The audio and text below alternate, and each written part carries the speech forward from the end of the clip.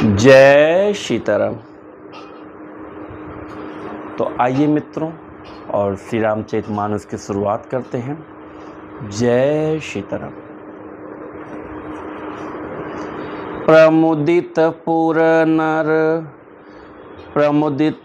नर नारी सब सजहि सुमंगल चार। एक प्रबिसहि एक निर्गम ही भीर भूप दरबार। बड़े ही आनंदित होकर नगर के सभी स्त्री पुरुष शुभ मंगलचार के साज सज रहे हैं। कोई भीतर जाता है, कोई बाहर निकलता है। राजद्वार में बड़ी भीड़ हो रही है। बाल सखा सुनी हिये हर सानी। मिली 10-5 राम पहि जाहि। प्रभु आदरहि प्रेम पहिचानी। पूछहि कुशल खेम मृदुबानी। श्री रामचंद्र जी के बाल सखा राज तिलक का समाचार सुनकर हृदय में हर्षित होते हैं। वे 10-5 मिलकर श्री रामचंद्र जी के पास जाते हैं। प्रेम पहचान कर प्रभु श्री रामचंद्र जी उनका आदर करते हैं और कोमल बाणी से कुशल क्षेम पूछते हैं। फिरहि भवन प्रिय आय सुपाई। करत परस पर राम बड़ाई। को रघुबीर सरिस संसारा। सीलो स्नेहु निबाह निहारा। अपने प्रिय सखा श्री रामचंद्र जी की आज्ञा पाकर वे आपस में एक दूसरे से श्री रामचंद्र जी की बड़ाई करते हुए घर लौटते हैं। कहते हैं, संसार में रघुनाथ जी के समान सील और स्नेह को निभाने वाला कौन है। जेहि जेहि जोनि करम बस भरमहि। तहाँ तहाँ ईसु देहु यह हमहि। सेवक हम स्वामी सिय नाहु। हों तात यह और निबाहु। भगवान हमें यही दें कि हम अपने कर्म बस भ्रमते हुए जिस जिस योनि में जन्मे वहाँ उस योनि में हम तो सेवक हों और सीतापति श्री रामचंद्र जी हमारे स्वामी हों और यह नाता अनंत तक निभ जाए। भगवान हमें यही दें कि हम अपने कर्म बस भ्रमते हुए जिस जिस योनि में जन्मे वहाँ उस योनि में हम तो सेवक हों और सीतापति श्री रामचंद्र जी हमारे स्वामी हों और यह नाता अंत तक निभ जाए। अस अभिलाषु नगर सब काहू। कैकेयी सुता हृदय अति दाहू।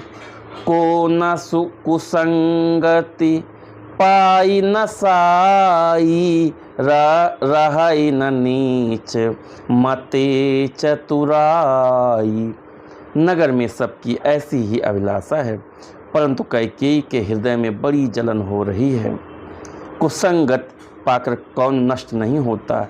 नीच के मत के अनुसार चलने से चतुराई नहीं रह जाती। सांझ समय सानंद नृपु गयो कैकेयी गे।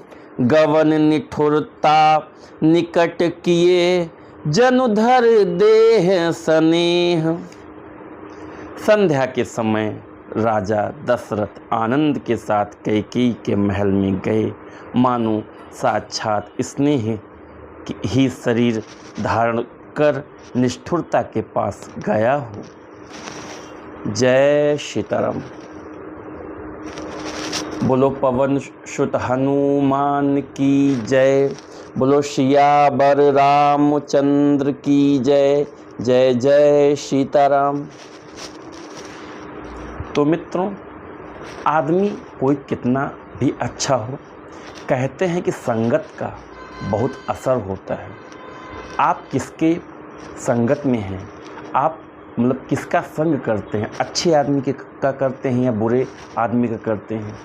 आप क्या पढ़ते हैं, आप श्री रामचरितमानस पढ़ते हैं या कोई गंदी पुस्तक पढ़ते हैं। तो आप जैसा पढ़ते हैं, जैसा संग करते हैं, आप वैसा ही हो जाते हैं।